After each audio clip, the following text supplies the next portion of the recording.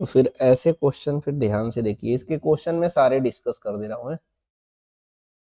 इसमें कह रहा the displacement of a particle as a function of X T, this find the dimension of this. क्या दिया है जी? हमारे पास दिया है X T equal to A sine T, ठीक है, plus B cos square T plus C T square plus D.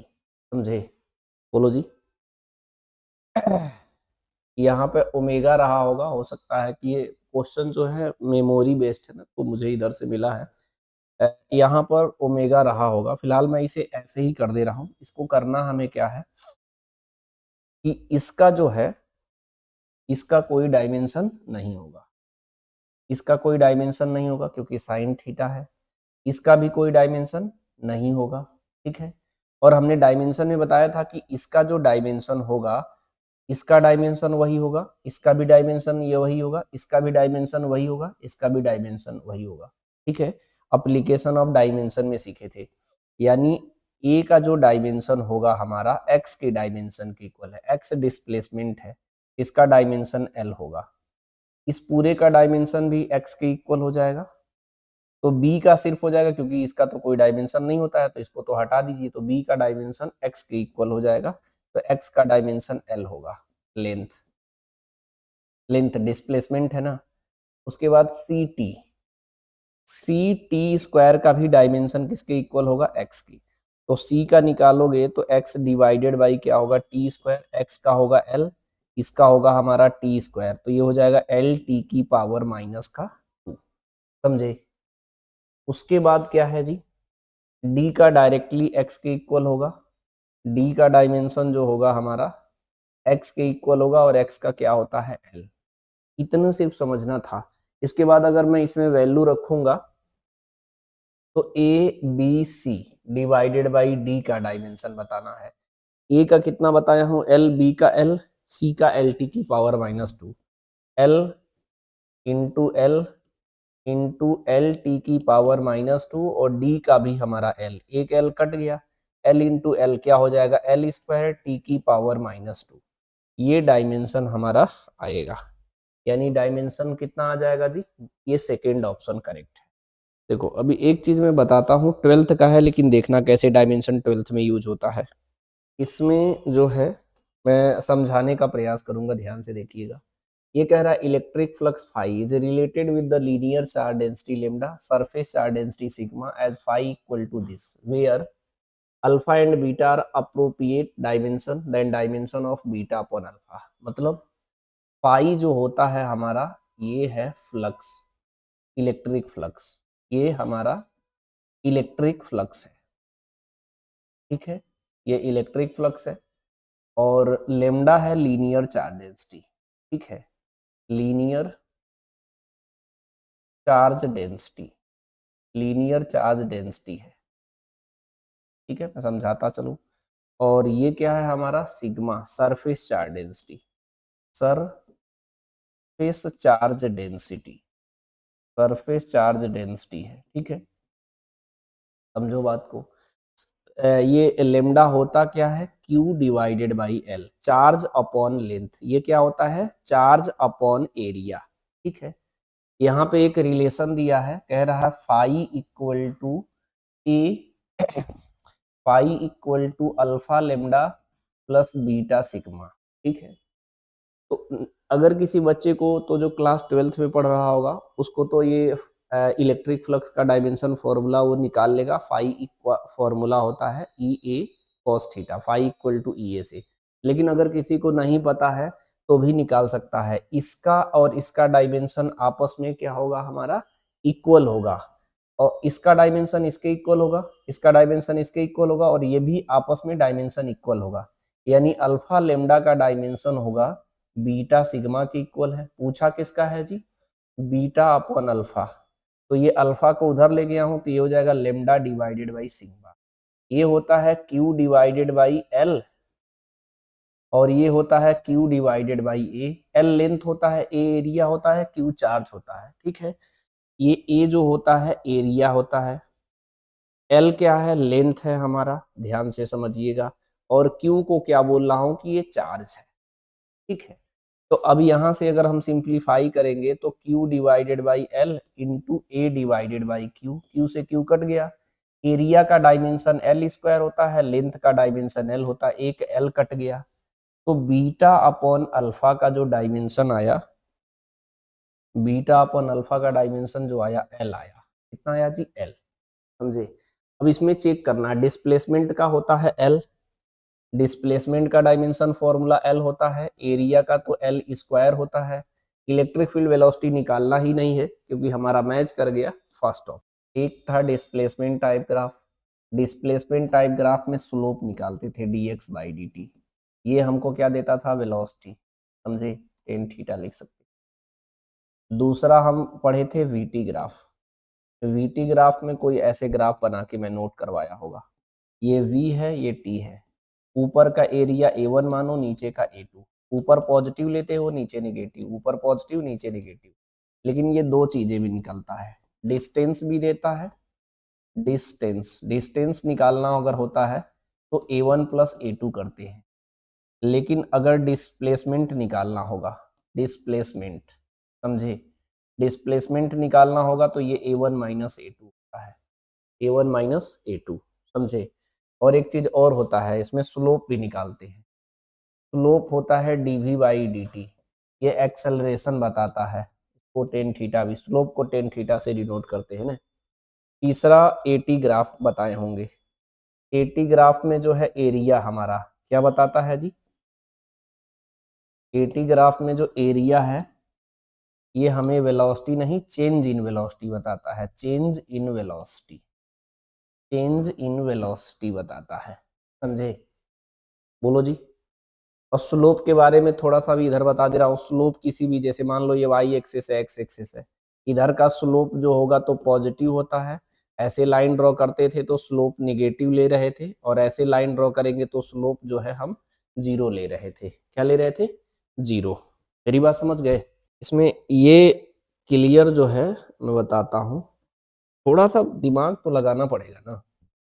इसमें कह रहा for the given velocity time graph find the distance travel up to 30.5 second, तो ये तो 2 second है ना जी, का मतलब जो है 30 सेकेंड इधर कहीं होगा, अब कहाँ होगा पता नहीं है, 30.5 सेकेंड, तो यहाँ का जो टाइम होगा वो कितना होगा, ये होगा 30.5 माइनस 2, और यहाँ का कितना होगा जी 2 सेकेंड। यहाँ पे तो ट्रेपेजियम का कॉन्सेप्ट लगा दो, यहाँ रेक्टेंगल का लगा दो, तो ये कितना हो जाएगा, इसका एरिया निकालोगे तो, इसका एरिया निकालोगे तो हो जाएगा 400 इंटू टी, कितना जी 30.5 माइनस का 2, तो 400 इंटू 28.5, इधर का ट्रेपेजियम का ये sum of parallel side, sum of parallel side, तो 1/2 सम ऑफ पैरेलल साइड मतलब 200 प्लस 400, और इसके बीच का गैप कितना है 2, तो ये 2 से 2 कट गया तो ये आ गया हमारा 600 आ गया। ठीक है, ध्यान से समझना, ये जो कुछ निकाल रहे हैं हम लोग का मीटर में आ रहा है, ठीक, इसको हमें क्या करना है, ऐड करना है, तो ये डिस्टेंस निकालना है तो दोनों को ऐड कर दीजिए, दोनों को ऐड करेंगे तो ये हो जाएगा हमारा 600 प्लस 400 इंटू 28.5, ठीक है, इसको मल्टीप्लाई करने के बाद आ रहा है 11400, ठीक है, और ये कितना है जी 600 है, इसको ऐड करोगे तो ये कितना आ जा रहा है 1230, ठीक है, ये मीटर में आया है, इसे लिख सकते हो 12 इंटू 10⁻³ मीटर, या इसे लिख सकते हो 12 किलोमीटर, तो इसका कौन सा आंसर करेक्ट हो जाएगा जी, सी ऑप्शन। हमने इसमें क्या बताया था आपको, अगर हमारे पास जो है कोई राउंड शेप का ऑब्जेक्ट विदाउट स्लिपिंग अगर रोल करते हुए नीचे आता है और इंक्लिनेशन इसका थीटा है, तो एक्सेलरेशन मैंने बताया था आपको a equal to G sine theta divided by 1 plus K square upon R square, ठीक है, ये एक्सेलरेशन मैंने बताया था, समझे कि नहीं, बोलो जी। के क्या है हमारा, रेडियस ऑफ गायरेशन है। और किसी एक का लिए, जैसे रिंग है सपोज दैट, तो रिंग का मोमेंट ऑफ इनर्शिया कितना होता है, mr²। इसका अगर मैं रेडियस ऑफ गायरेशन के मानते हैं तो इसे बोलते हैं mk²। ये दोनों को मैंने इक्वल कर रहा था, mr² और mk², ये कट जा रहा था। तो यहाँ से हमारा k² अपॉन r² की वैल्यू कितना आ रहा था, रख रहे थे। इसके बाद वेलोसिटी और टाइम में नहीं याद करवाया हूँ, क्योंकि वेलोसिटी क्या है, v इक्वल टू, अगर मान लो ये कितने डिस्टेंस पे है वो फॉर्मूला लगा देंगे, एक्सेलरेशन पता होगा तो हम इक्वेशन ऑफ मोशन इस्तेमाल कर सकते हैं। ठीक है, ये कह रहा है two identical ball mass M radius R release from the rest on the two incline plane length L shown in the diagram. If the ball is rolling without sliding, find the ratio of square of speed v1 square v2 square with which of they will reach on the ground. ठीक है, जब यहाँ पे ये जब पहुंचेगा तब इसकी वेलोसिटी कह रहा है v1 है, और जब ये यहाँ पर ग्राउंड पे पहुंचेगा हमारा ये, तो इसकी वेलोसिटी हमारा v2 है। ठीक है, इसकी वेलोसिटी कह रहा है v2 है, समझे। तो ये कह रहा है हमारा ये v1 वेलोसिटी है ग्राउंड पे, ये v2 है। इसका लेंथ कितना ले रहा है l, इसका लेंथ l, बस ये एंगल बढ़ा दिया, समझे कि नहीं। तो आपको मैं अगर यहाँ फॉर्मूला बताऊंगा इंक्लाइन प्लेन के लिए, ये rest release release initial velocity zero, initial velocity zero, इसकी भी इनिशियल वेलोसिटी जीरो होगा। तो यहाँ से लगाओगे तो v² equal to u² plus 2al, distance l है। ठीक है, इनिशियल वेलोसिटी जीरो है तो v² की वैल्यू 2al आएगा, समझे। इसे v1 लिख सकते हो, इसको a1 लिख सकते हो, सेम कॉन्सेप्ट यहाँ पे भी आएगा, v2² इक्वल टू 2a2l। तो मैं तो रेशियो पूछ रहा है, देख रहे हो, नॉर्मल डिवाइड करना है, इसको डिवाइड कर दोगे तो आ जाएगा हमारा v1² अपॉन v2²। इधर आएगा 2a1l, इधर आएगा 2a2l, l से l कट गया, a से a कट गया, तो a1 अपॉन a2 ही तो आया। बस उसे पूछने का तरीका ऐसा था, है ना। a का फॉर्मूला इंक्लाइन के लिए, रोलिंग मोशन के लिए क्या पढ़ते हैं इंक्लाइन प्लेन पे, a की वैल्यू होता है g sign theta divided by 1 plus k² upon r²। अच्छा, ये दोनों आइडेंटिकल है, दोनों आइडेंटिकल है तो ये रेडियस ऑफ गायरेशन सेम होगा, आर भी सेम होगा। ठीक है, आइडेंटिकल है तो ये पूरा सेम होगा, और जी तो सेम रहेगा ही। तो दोनों आइडेंटिकल है तो एक्सेलरेशन सिर्फ किस पे डिपेंड करेगा, साइन थीटा पे, समझे। बोलो जी। तो यहाँ पे क्या हो जाएगा, 30 है, यहाँ पर 45 है, तो इसमें एक्सेलरेशन कितना हो जाएगा जी, a1 इधर माने हैं, ये हो जाएगा साइन 30 डिवाइडेड बाई साइन, इधर कितना है 45, तो ये हो जाएगा 45, साइन 30 1/2 है, साइन 45 1/√2 है, ये हो जाएगा 1/2, ये हो जाएगा √2/1।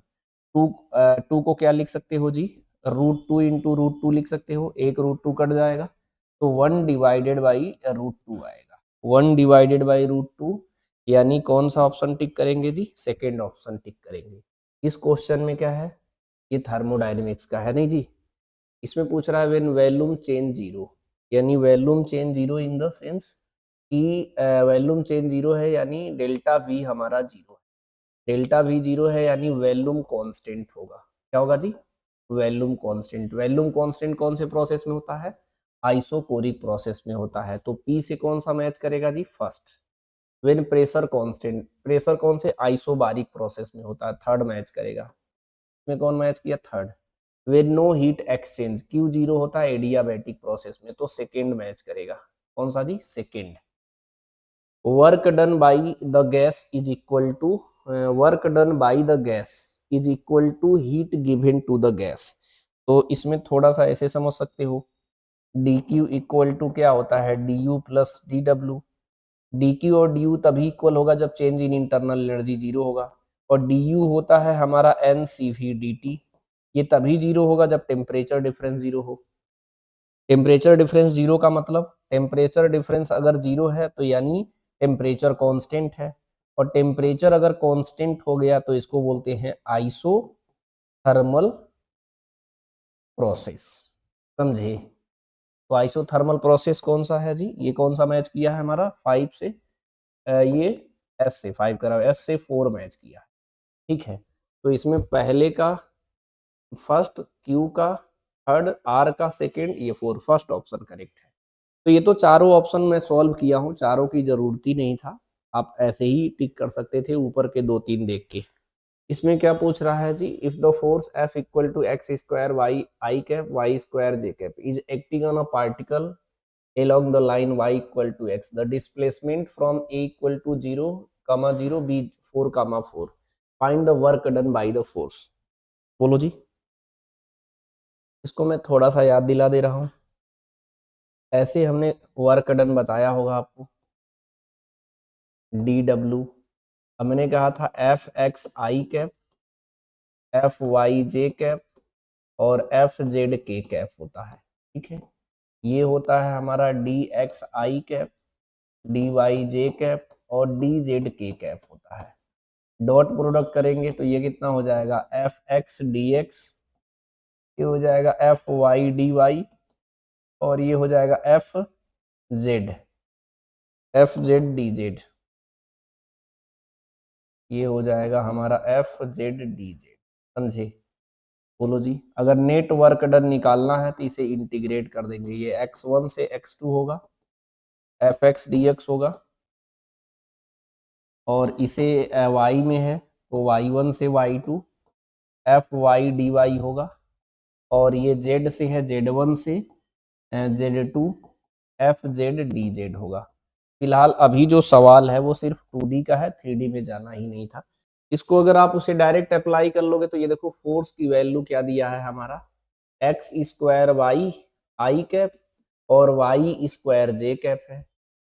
इसे आई के कोफिशिएंट को, इसी को तो बोल रहा हूं मैं, एफ एक्स है, और ये जे के कोफिशिएंट को बोल रहा हूं कि वाई है। तो वर्क डन डायरेक्ट निकाल सकते हैं हम लोग, F x D x x1 से x2 plus F Y D Y y1 से y2, y1 से y2, समझे। बोलो जी। इसे बोल सकते हो x1 y1 और इसे बोल सकते हो x2 y2, यहीं से ही जा रहा है। x1 0 है, 0 से 4, y1 0 है और x2 y2 4 4 है। इसे डायरेक्ट नहीं कर सकते थे क्या? बोलो जी। इसे करना है x1, x1 मतलब जी 0 से 4, एफ एक्स की वैल्यू कितनी है, X square Y D X, plus ये है 0 से 4, ये भी लिमिट है, ध्यान से देखना, एफ वाई कितना लिया है, Y square D Y, simple solve हो गया। थोड़ी सी तो मैथ इस्तेमाल करना है, बेसिक, और कुछ नहीं करना। हाँ, यहाँ पे कंफ्यूजन हो सकता है बच्चों को कि सर ये तो y आ गया, अरे तो इसमें बोला तो है ना साफ साफ, ये कह रहा है acting on a particle along the y equal to x, किस पाथ पे जा रहा है, y इक्वल टू x पे, तो रिप्लेस कर लो ना, यहाँ पे x डाल लो y के जगह, तो इजी हो जाएगा। बोलो जी। तो ये हो जाएगा हमारा वर्क डन 0 से 4, ये एक्स स्क्वायर है, एक एक्स और आ गया तो एक्स की पावर 3 डी एक्स, 0 से 4 वाई स्क्वायर डी वाई, इसका इंटीग्रेशन करेंगे तो एक्स की पावर 4/4, 0 से 4 होगा, इसको करेंगे तो y की पावर 3/3, 0 से 4 होगा। एकदम बेसिक सवाल है। इसको सॉल्व करते हैं, 1/4 को बाहर ले लो, 4 की पावर 4 माइनस 0 की पावर 4, इसको सॉल्व करते हैं तो 1/3 बाहर ले लेते हैं, 4 की पावर 3 माइनस 0 की पावर 3, जीरो वाला टर्म लिखना नहीं था, मैं तो ऐसे ही लिख दे रहा हूँ। तो ये कितना हो जाएगा जी, 4 की पावर 4, 4 की पावर 4 डिवाइड बाई 4, ये कितना आ रहा जी, 4 की पावर 3 डिवाइडेड बाई 3। तो मैं तो कह रहा हूँ इसमें 4 की पावर 3 कॉमन ले लो, तो यहाँ क्या बचेगा, 4 की पावर 4, या यहाँ सिंप्लीफाई अपने मर्जी से कर लेना, कोई दिक्कत नहीं। ये कितना हो जाएगा, 1/3, इससे कट हो जाएगा ये। 4 की पावर 3 कितना होगा, 64, इसको एलसीएम लेके सॉल्व करोगे तो फिर 4/3 हो जाएगा, 64 इंटू 4 कितना होता है, 256 डिवाइडेड बाई 3, इतना जूल आ गया। तो आसानी है, ये भी कह सकते हैं, फर्स्ट ऑप्शन करेक्ट है। अगर बनता है तो, नहीं तो कोई बात ही नहीं है। अगर बन जाएगा तो मैं तो आपको एडवाइस करूंगा ऐसे कर लिया करो। कैसे, ये कह रहा है find the position of the centre of mass uniform disc 20 centimetre with क्या है with respect to previous origin if the small disk radius 5 centimetre cut from the disc. ठीक है, इस क्वेश्चन में क्या बोला है जी कि डिस्क को यहां से कट करना है ना।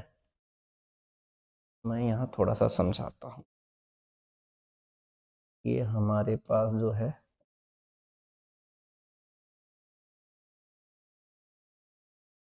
पर कोई ठीक है,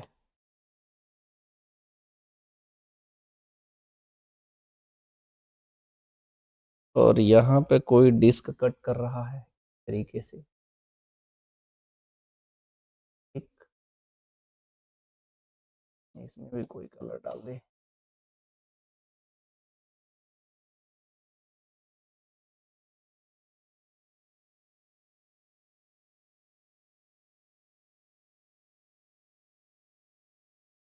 ठीक है, देखो हम तो ये कह रहे हैं कि ऐसे भी कर सकते हो। इसका जो रेडियस है आर, कैपिटल आर मान लेते हैं, ये दिया है 20 सेंटी, और इसका जो कट कर रहा है इसका रेडियस कितना दिया है जी 5 सेंटीमीटर। समझे कि नहीं? यानी वो आर का कितना है r/4। देखो 20/4 क्या आएगा 5 सेंटीमीटर आएगा। आर की टर्म में मैंने जानबूझ के कर लिया, अगर बनेगा तो करना, नहीं तो कोई दिक्कत नहीं है, क्योंकि कभी कभी बच्चा सेंटीमीटर मीटर में इधर उधर कंफ्यूज रहता है। ऐसे कर लो, सिंपल है ना। और इसका मैंने कहा था कि सेंटर ऑफ मास यहाँ जो है, सेंटर ऑफ मास यहाँ पहले 0,0 पे होगा, लेकिन जैसे ही कट करोगे कहीं इधर शिफ्ट हो जाएगा, तो ये मान लो x। तो इसके मैंने यहाँ पे एक तरीका बताया था कि ये हमारा 0 है, इसका हमारा निकालेंगे डिस्टेंस। तो कैसे जी, यहाँ से यहाँ तक ये टोटल कितना है r है, ये पूरा हमारा जो है r है, और ये कितना है जी r/4 है। तो ये वाला गैप अगर निकालोगे तो कितना हो जाएगा r - r/4 हो जाएगा। तो ये कितना हो जाएगा 3r/4 हो जाएगा। समझे? सिंपल। यानी ये गैप कितना हो गया 3r/4 हो गया, और ये x है। इसके मास को मानते हैं स्मॉल m, तो m कट लिख दे रहा हूँ, कभी भूलना नहीं। और यहाँ पे लिख दे रहे हैं m रिमेनिंग, रिमेनिंग वाला मास इधर जो कट करते हैं उसका एरिया से ही करते हैं। तो अब इसे m इसको मान लेते हैं हम, m रिमेनिंग को हम m1 मान लेते हैं, और इसको m2 मान लेते हैं। तो डायरेक्ट मैं तरीका बताया था, m1 x1 equal to m2 x2।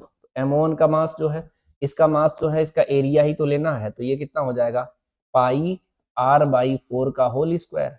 ये हो जाएगा हमारा पाई r स्क्वायर डिवाइडेड बाई 4 का स्क्वायर 16। समझे? बोलो जी। और इसका रिमेनिंग वाले का मास निकालना होगा, तो टोटल मास कितना होगा पाई r स्क्वायर, और इसमें से घटा दो तो पाई r स्क्वायर डिवाइड बाई 16। इसको ऐसे लिखते हैं हम लोग, इसको पाई r स्क्वायर को m मान लेते थे। m नहीं रखने का मन है तो रहने दो, ऐसे ही कर लो, ठीक है। लेकिन अगर रखोगे टोटल डिस्क का, अगर सपोज करते भी हो, पाई r स्क्वायर को अगर m मानते हो, तो ध्यान से समझना क्या हो जाएगा। ये कितना हो जाएगा जी m/16 हो जाएगा, और ये कितना आएगा m - m/16। तो ये हो जाएगा 15m डिवाइडेड बाई 16। यहाँ पे रखो, ये रिमेनिंग वाला इधर माने हो ना, 15m डिवाइडेड बाई 16 बोलो जी इंटू x। ठीक है, x माने हैं m2, ये कितना है जी m divided by 16 into 3r divided by 4। 16 से 16 कट गया, इससे कट किए तो 5 हो गया। r की वैल्यू अब रख सकते हो 20, इससे कट करोगे तो कितना हो गया 4 हो गया, फिर 4 से 4 कट गया, तो x की वैल्यू 1 सेंटीमीटर आ गया डायरेक्टली। हाँ, इस मेथड से ये ध्यान देना है, अगर इस मेथड से करते हो तो ये शिफ्टिंग समझना। ये 0 है तो इधर तो माइनस आएगा ना, इस कोऑर्डिनेट का काम नाम होगा -x। क्या होगा जी -x, 0। ठीक है, लेकिन हम डायरेक्टली m1 x1 से इजीली होता है, फॉर्मूला नहीं लगाना पड़ता है। तो इसका आंसर जो है कौन सा टिक करेंगे, थर्ड वाला। ये नीचे ऐसे कुछ हमने किया होगा, ये ब्लॉक है, सपोज दैट हम नीचे कितना ले गए, हम यहाँ से मान लो y डायरेक्शन में लग रहा है इसलिए लिख दे रहे हैं। इसमें हम लोग क्या कर रहे थे, नीचे जब आएगा तो रीस्टोरिंग फोर्स ऊपर की ओर लगेगा। ऊपर लगाता कौन है, बॉयंट फोर्स लगाता है। तो बॉयंट फोर्स निकालते कैसे हैं जी, बॉयंट फोर्स जो होता है आपका B equal to rho L V displaced into g, यही लगाते हो, ठीक है। तो हमारा हो जाएगा माइनस का ऊपर की ओर लगेगा तो माइनस पहले ले लें, density of liquid volume displace करेगा। तो पहली बात तो मैं इसको समझा देता हूँ कि ये क्यूब है, क्या है जी, क्यूब, ध्यान से समझना, ठीक है, मतलब बेसिक है ये, ध्यान देना। Find the time period of the cube, side length 10 centimetre, mass 10 gram, oscillating in a water, density 10 की पावर 3 केजी पर मीटर क्यूब। यानी क्यूब है तो ये कितना है, 10 सेंटीमीटर होगा, ये भी 10 सेंटीमीटर होगा, ये भी 10 सेंटीमीटर होगा। तो ये नीचे का जो एरिया होगा वो कितना होगा, 10 इंटू 10। मैं तो कह रहा हूँ अभी फिलहाल के लिए इसे ए मान लो, बाद में वैल्यू रख देंगे हम, ठीक है। बोलो जी। तो अगर मैं इसका एरिया निकालूंगा तो एरिया ए स्क्वायर इंटू कितना नीचे लाए हैं, वाई, तो ये हो जाएगा डेंसिटी इंटू वैल्यूम, ये वैल्यूम हो गया हमारा, ठीक है, इंटू जी करना है, equal to mass into acceleration. Side को एल मान लेते हैं, रुक जाओ, ठीक है, इसको क्या मान लेते हैं जी, साइड वाले को इस एल मान लेते हैं, कितना जी, एल, समझे। तो इसको एल मानोगे तो एरिया बेस का एरिया कितना हो जाएगा हमारा, एल स्क्वायर, और हाइट कितना नीचे लाया हूं मैं, वाई, तो ये वॉल्यूम हो गया into G, equal to mass into acceleration. तो एक्सेलरेशन की वैल्यू कितनी हो गई, माइनस का rho L L square Y G divided by M, ठीक है। तो इसको कंपेयर करेंगे माइनस का ओमेगा स्क्वायर वाई, क्योंकि यहाँ मैंने वाई लिख लिया ना इसलिए। तो बस बेसिक फंडामेंटल है, कंपेयर करेंगे तो ओमेगा की वैल्यू कितनी आ जाएगी, rho L L square ji divided by M, और टाइम पीरियड का फॉर्मूला कितना होता है, 2 पाई अपॉन ओमेगा। तो रखेंगे 2 पाई डिवाइडेड बाई रूट में कितना आ जाएगा जी हमारा, रो एल लिक्विड का L square ji divided by M, ये हो जाएगा 2 पाई रूट में M divided by rho L और L square divided by g. Simple सी बात, बना तो वही, बनेगा तो वही है, अलग फॉर्मूला थोड़ी बनेगा, है ना जी। अब इसमें वैल्यू डाल के सॉल्व करना है, तो एक काम करते हैं, इसे थोड़ा सा इधर कर लेते, इसे सॉल्व करो, टी की value T equal to 2 pi under root, सारी वैल्यू अंदर ही रख दे रहे हैं। मास कितना है, 10 ग्राम है, 10 ग्राम इंटू 10 की power minus 3, rho L density 10 की पावर 3 दिया है हमारा, और साइड कितना दिया है जी हमारा, 10 सेंटीमीटर, मतलब 0.1 इंटू 0.1 ले लेता हूँ, यानी 10 की पावर -1, 10 की पावर -1, तो 10 की पावर -2, ठीक है। जी की वैल्यू कितना ले लो, 10, ठीक है। तो इससे कट किया ये कितना आया, 10 से ये कटा तो 10 की पावर 4 हो जाएगा, 10 की पावर 2 बचा, ठीक है, कट कर देते नहीं, ये 10 से ये 10 कर दो, ज़्यादा बढ़िया है। इससे सिर्फ एक 10 बचा, ऊपर जाएगा तो 10 की पावर -4 हो जाएगा, तो 2 पाई रूट में कितना हो जाएगा, 10 की पावर -4, बाहर कितना आएगा, 2 पाई, इसको सॉल्व करेंगे हम लोग तो कितना बाहर आएगा, 10 की पावर -2 बाहर आएगा, तो ये कितना हो गया, 2 पाई अपॉन 100, यही हुआ ना जी। इसको 2 पाई अपॉन 100 है, इसको कट करोगे तो ये आएगा हमारा पाई अपॉन 50 आएगा, नहीं समझे क्या, बोलो जी। यानी सेकेंड ऑप्शन करेक्ट है। तो मेरा एडवाइस है कि आप बाई मेथड भी सीखा करो, एडवांस में स्कोरिंग चाहते हो ना तो उसके सवाल वाकई में अच्छे बनते हैं, और ठीक अच्छे क्या मतलब ठीक ठाक ही रहता है ना। एडियाबेटिक प्रोसेस में क्या होता है जी एक ये तो याद ही रखेंगे ना, पीवी की power gamma equal to constant होता है, मान लो बाकी की हमें जरूरत पड़ गई, याद नहीं आ रहा है, तो पीवी इक्वल टू होता है एनआरटी, जरूरत जिसमें है कन्वर्ट कर लेंगे, मुझे टीवी में मान लो जरूरत है, तो पी की वैल्यू होगा N R T divided by V, यहाँ पे रख देंगे चुप शांति से, तो यहाँ रखेंगे n R T divided by V into V की power gamma equal to constant, तो ये तो कांस्टेंट है तो यहाँ से टी बचेगा, वी ऊपर जाएगा तो वी की power gamma -1 equal to constant. हो सकता है मेरा इससे काम न बन रहा, कुछ और की जरूरत पड़ रहा है, तो हमको पता है पीवी की power gamma equal to constant होता है, तो PV equal to N R T, तो मैं यहाँ वी को रिप्लेस कर दूंगा, तो N R T divided by P हो जाएगा, तो ये पी हो जाएगा, और यहाँ पर रखना है n R T divided by P की power gamma equal to constant, भैया एन आर तो कांस्टेंट होता है हमारा, तो ये हो जाएगा टी की पावर गामा और ये p की पावर गामा, लेकिन ये नीचे ले आओ तो p की power gamma minus 1 equal to constant. ठीक है, जैसा अगर मान लो इसे ऊपर ले जाना चाहते हो तो ऊपर, जैसा मतलब आपको कंफर्टेबल फील हो। इसे कोई एक ही याद रखो, इसमें यही था ना, adiabatic constant 3/2 if volume of gas at 0 degree Celsius is reduce to 1/4 of its original volume then new temperature.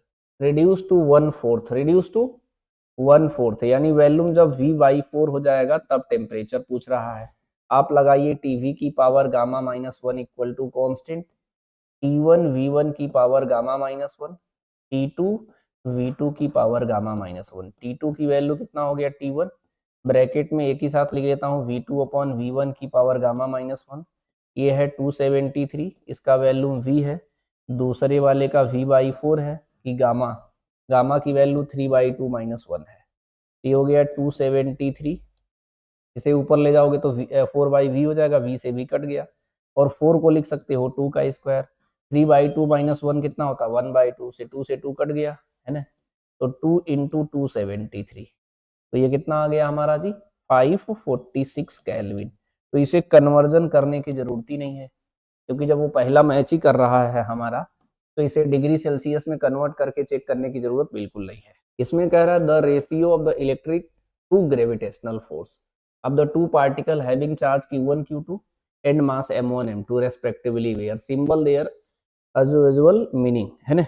ये कह रहा हमारे पास दो पॉइंट है, ठीक है, इसका मास कितना दिया है m1 m2 और इसका चार्ज दिया है q1 q2। वैसे मैंने पढ़ाते समय थोड़ा बहुत ये आपको बताया भी था, इसके बीच का डिस्टेंस r मान लीजिए, तो ग्रेविटेशनल फोर्स क्या लगाते हैं F equal to G m1, F निकाल रहे हैं, एफ जी लिख रहा हूं मतलब ग्रेविटेशनल फोर्स, ये होता है जी m1 m2 upon R square, यही होता है ना जी, F equal to G m1 m2 upon R square, यही होता है। इसमें एक अलग क्या है F E, electric force 12th में पढ़ाएंगे, ये होता है हमारा 1/4 pi epsilon naught Q1 Q2 upon R square. कह रहा है ये इलेक्ट्रिक फोर्स है, तो क्या बोला है कि F E divided by F G बता दो भैया, ये हो जाएगा 1/4 pi epsilon naught R square, ऊपर कितना हो जाएगा जी, ऐसे लिख लेते हैं ज्यादा सही रहेगा।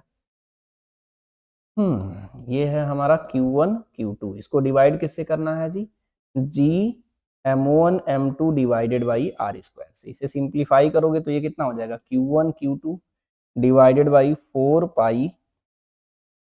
4 pi epsilon naught R square, ये ऊपर हो जाएगा R square divided by G m1 m2, R square से आर स्क्वायर कट गया, तो ये सॉल्व करोगे तो कितना आ जाएगा G Q1 Q2 divided by 4 pi epsilon naught G m1 m2 हो जाएगा। यानी इन द सेंस इसका कौन सा ऑप्शन मैच करेगा जी, Q1 Q2 upon 4 pi epsilon naught G m1 m2, यानी ये फोर्थ ऑप्शन मैच कर रहा है।